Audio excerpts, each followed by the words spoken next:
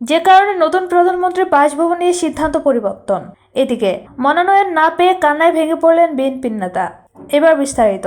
জাতীয় সংসদ ভবন এলাকার ভেতর অবস্থিত স্পিকার ও ডেপুটি স্পিকারের বাসভবনকে একীভূত করে পরবর্তী প্রধানমন্ত্রীর বাসভবন বানানোর যে প্রাথমিক উদ্যোগ নেওয়া হয়েছিল, সেখান থেকে সরে এসেছেন অন্তর্বর্তী সরকারের নীতি নির্ধারকরা।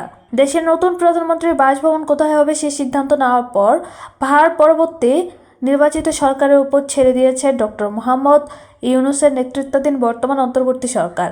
খোঁজ নিয়ে জানা গেছে, মূলত ভবিষ্যৎ সরকার প্রধানের নিরাপত্তার বিষয়টি আমলে নিয়ে সিদ্ধান্ত পরিবর্তন করা হয়েছে। এক্ষেত্রে নতুন বাসভবনের সন্ধানও চলছে।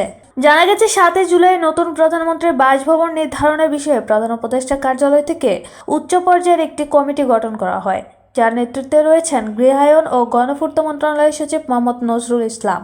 স্থাপত্য অধিদপ্তর, সংসদ সচিবালয়, এসএসএফ এর ঊর্ধ্বতন কর্মকর্তারা এই কমিটিতে আছেন। নির্বাচিত সরকারের প্রধানমন্ত্রীর বাসভবন কোথায় হবে তা নিয়ে ওই কমিটির সদস্যরা কয়েক দফা বৈঠক করেছেন। প্রথমে জাতীয় সংসদ ভবন এলাকায় অবস্থিত স্পিকার ও ডেপুটি স্পিকারের বাসভবন একীভূত করার সিদ্ধান্ত নেওয়া হয়।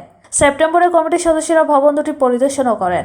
সূত্র জানায়, বাসভবন দুটি একীভূত করে প্রধানমন্ত্রীর বাসভবন করতে সংস্কার কাজে কেমন খরচ হতে পারে তা নিয়েও বৈঠকে আলোচনা হয়। পরিদর্শন কমিটির সদস্যদের মতে, এখন বাড়ির দুটি যে অবস্থায় আছে তাতে সংস্কারের জন্য অনেক বেশি টাকা প্রয়োজন হবে না। দুটি ভবনের মধ্যে সংযোগ ও নিরাপত্তা নিশ্চিত করা সংক্রান্ত কিছু কাজ করতে হবে, এর জন্য বেশি সময়ও লাগবে না।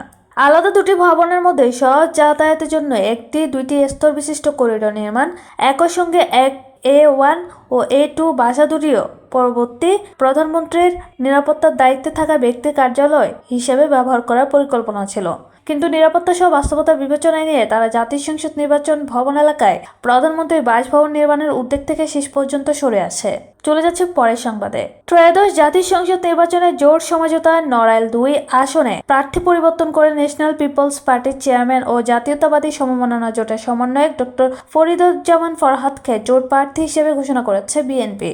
এর আগে দ্বিতীয় দফায় বিএনপি মনোনীত 36টি আসনের প্রার্থীদের নাম ঘোষণা নড়াইল জেলায় বিএনপির সাধারণ সম্পাদক মোহাম্মদ মনিরুল ইসলামকে নড়াইল 2 আসনে দলের প্রার্থী হিসেবে ঘোষণা করা হয়েছিল। কিন্তু বুধবার গুলশানে বিএনপি চেয়ারপারসনের রাজনৈতিক কার্যালয়ে সংবাদ সম্মেলনে দলের মহাসচিব মির্জা ফখরুল ইসলাম আলমগীর শরিক দলের প্রার্থী হিসেবে ডক্টর ফরিদুজ্জামান ফরহাদের নাম ঘোষণা করার পর থেকে ক্ষুদ্র প্রতিক্রিয়া জানিয়েছে মনিরুলের সমর্থকরা। এমনকি মনোনয়ন না পেয়ে মনিরুল ইসলাম কান্নায় ভেঙে পড়েন। একই সঙ্গে কর্মী সমর্থকদের মধ্যে কান্নাকাটির ঘটনা ঘটেছে।